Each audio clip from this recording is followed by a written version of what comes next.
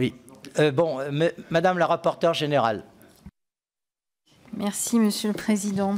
Moi, je regardais quand même, si je peux me permettre une petite remarque, Monsieur le Président, le graphe, page 12 de la synthèse de la Cour des comptes, et je ne pense pas que l'évolution avec l'Allemagne, vous avez rappelé, Monsieur le Premier Président, cette évolution depuis 2001. Donc je pense que, en termes d'augmentation de dépenses, je ne vais pas refaire le passé, mais il y a eu un certain nombre de dérapages.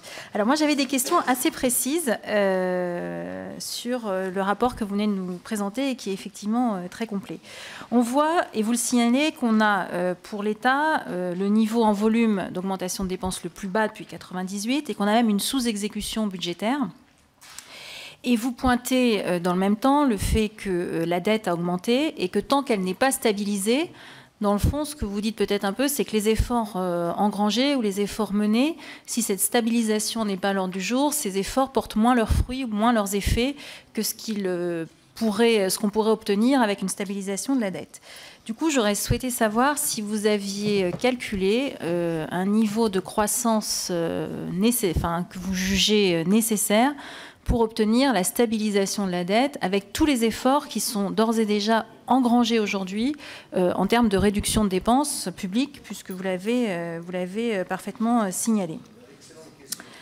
Vous, page 189, vous appelez à mieux encadrer les dépenses fiscales. Et vous invitez à, dans le fond, saisir le fait que les entreprises publient leurs comptes vers le mois de mai pour avoir un bilan à ce moment-là de la manière dont les dépenses fiscales pourraient être contrôlées. Est-ce que vous pourriez nous en dire un petit peu plus sur les méthodes pratiques que vous souhaiteriez voir mises en œuvre pour l'encadrement de ces dépenses fiscales ?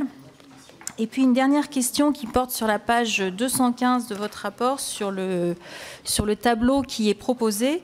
Donc vous faites référence au nouveau système de comptabilité, le SEC 2010, qui est proposé par l'INSEE, enfin en tout cas en concertation avec Eurostat, qui va être mis en œuvre, je crois, dès septembre 2014.